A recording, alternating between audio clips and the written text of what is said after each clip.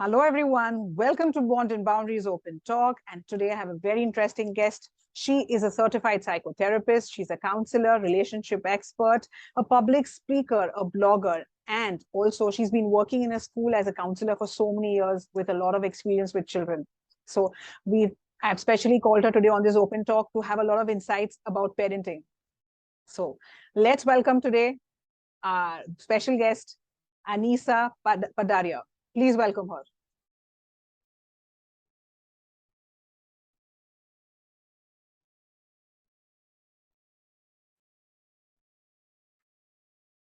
You can also put in questions if you wish to like, or you want some clarity on certain things about parenting skills. We'll answer them.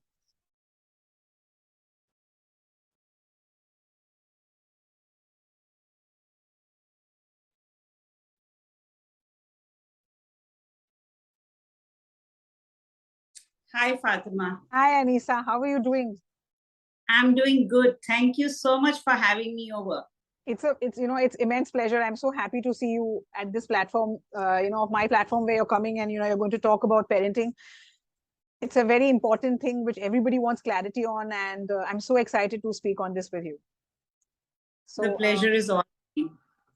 There are a couple of questions which I've got to parents which they want little clarity on.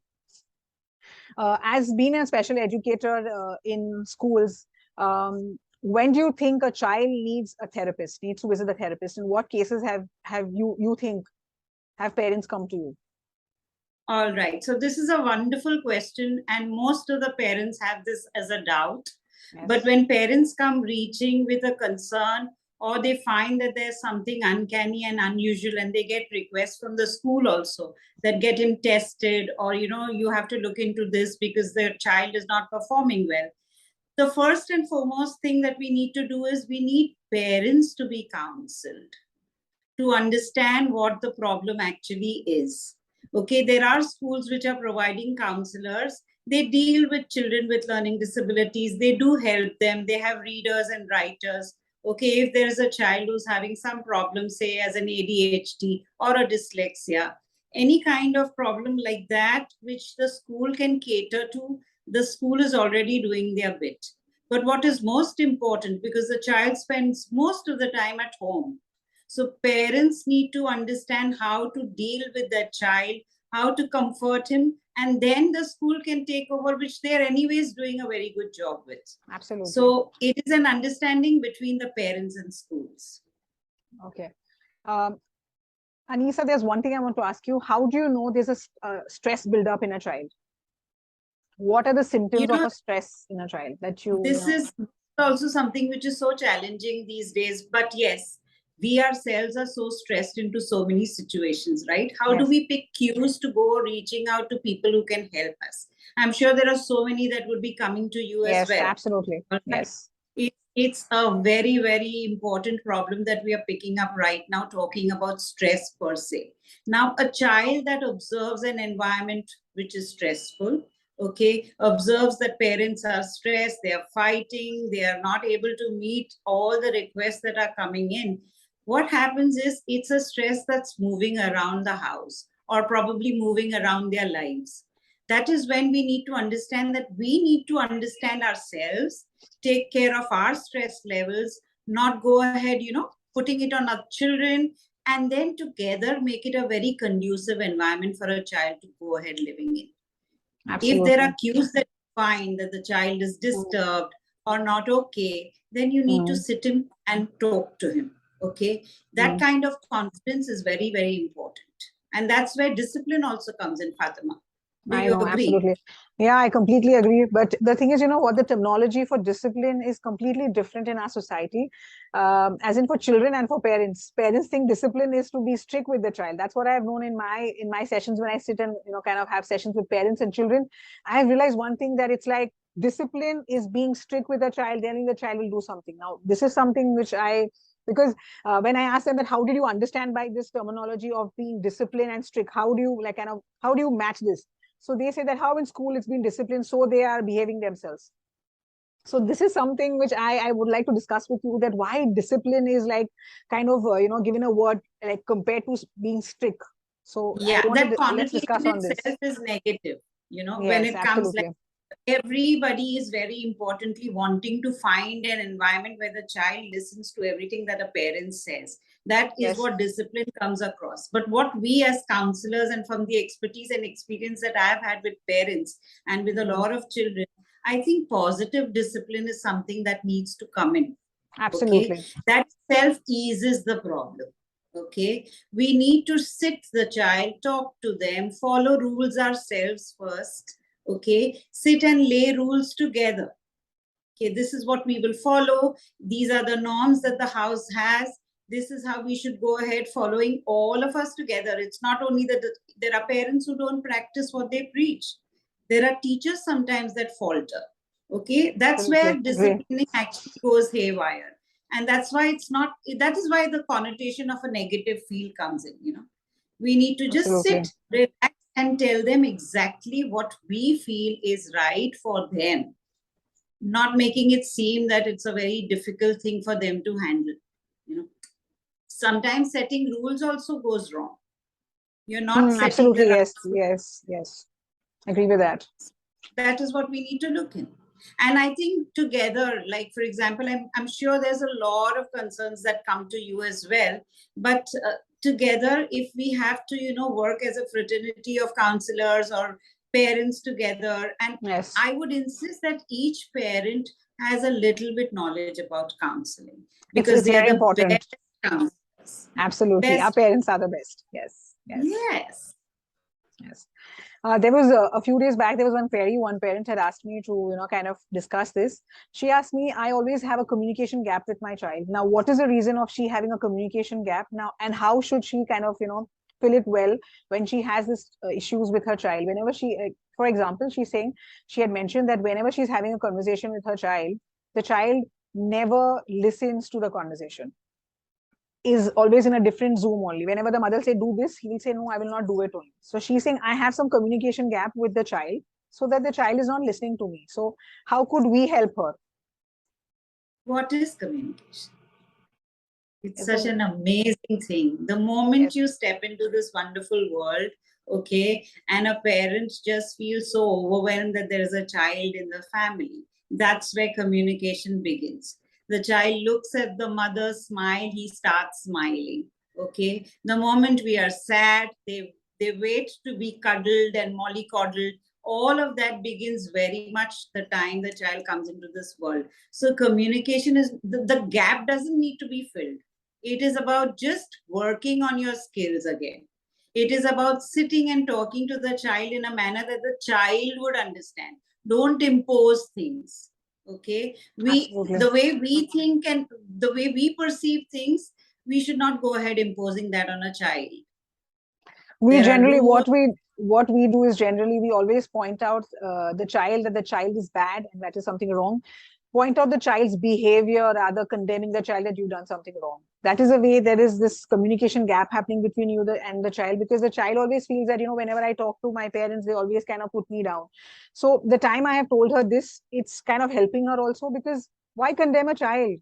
It's the behavior that is not right, not the child in totality.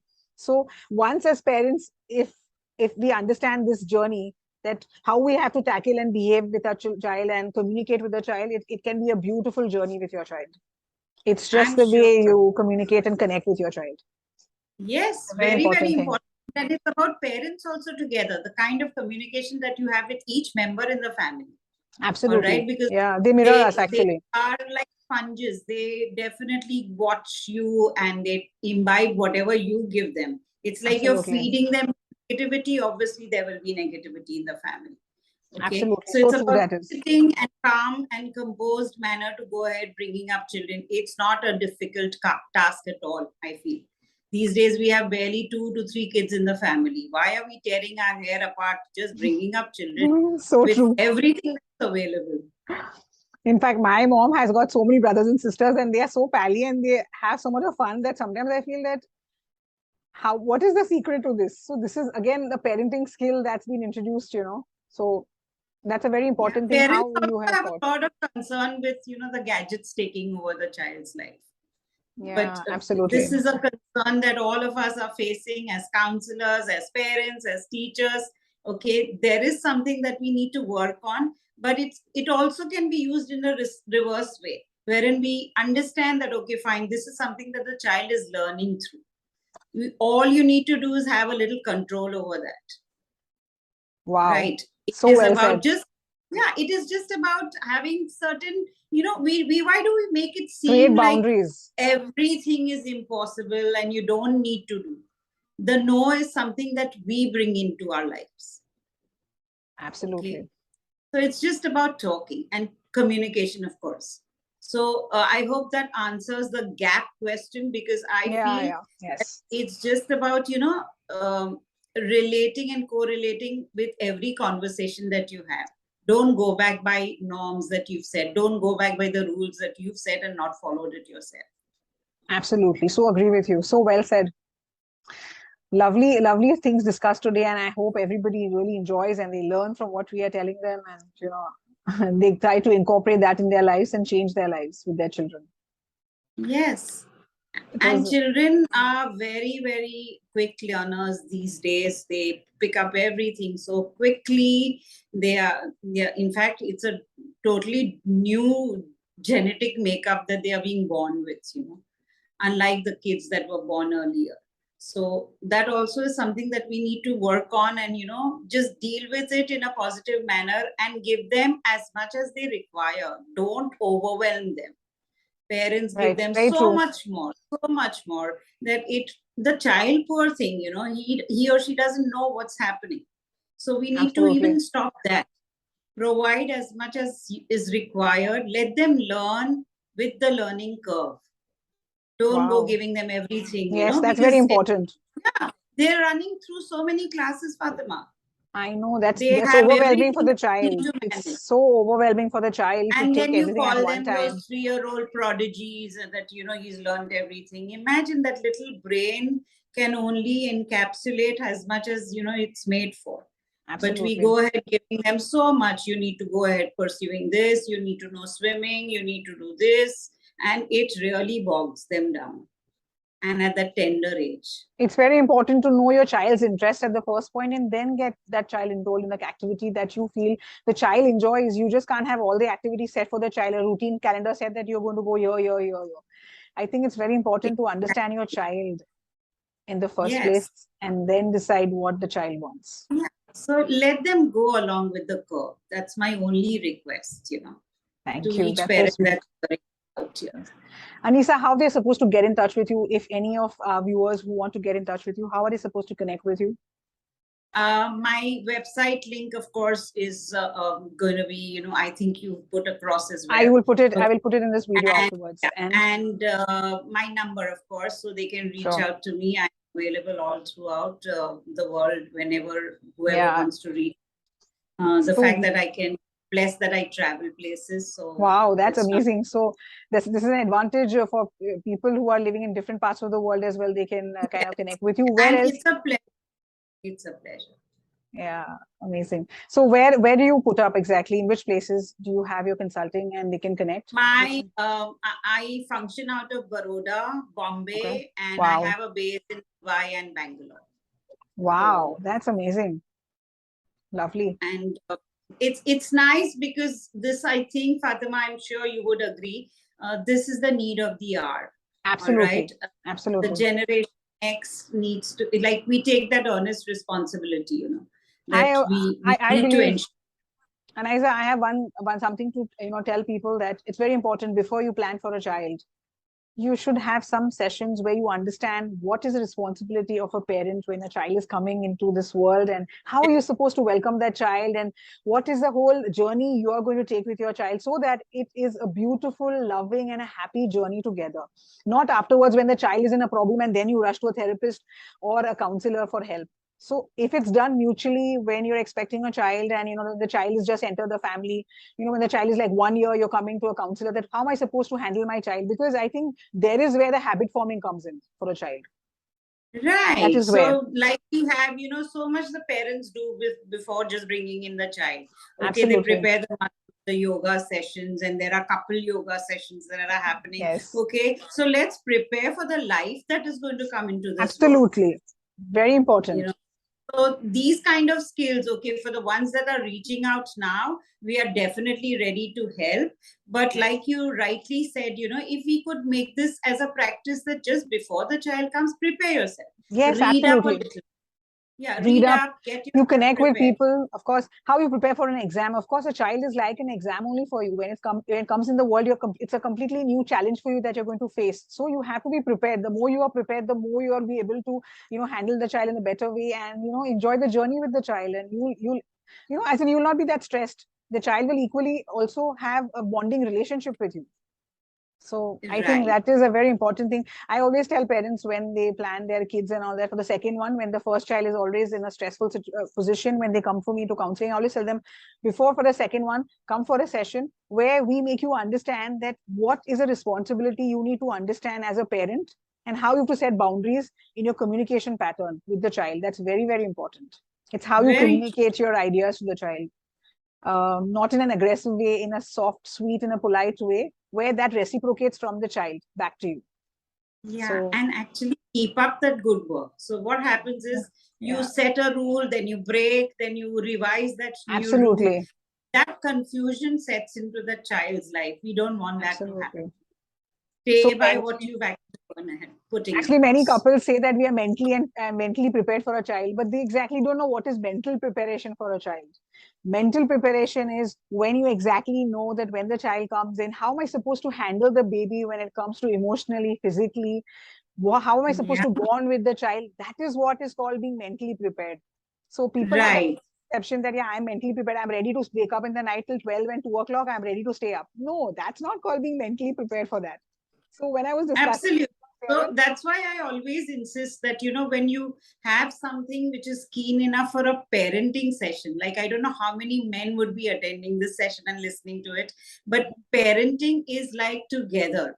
It's not only about mommying or daddying a child, right? So that's the reason the two of them get together, and it's something which I think together really makes a big difference. It really makes things easy on everybody, especially the child. Yes, absolutely. So agree with you. Anisa, it was a lovely session, and I think if there are more questions, I'll be posting you some of the questions, because I have a few questions coming in still. Definitely. So we'll have another open talk again soon if there's a request by our viewers. Sure, we will. Sure. Such a pleasure to connect with you, Fatima. Thank you so much. Thank you. Together make the world a beautiful place. Sure, definitely. It's not about helping, but guiding people who would want to reach out. Yes. So we'll be You're doing a great work. You're doing a fantastic and a great work, and wish you all the very best, and you keep growing and keep empowering people. Thank you so much. And the feeling is mutual. Thank you so much. Thank you. Thank you very much for having me over. Yeah. Thank you so much. Yeah. Bye.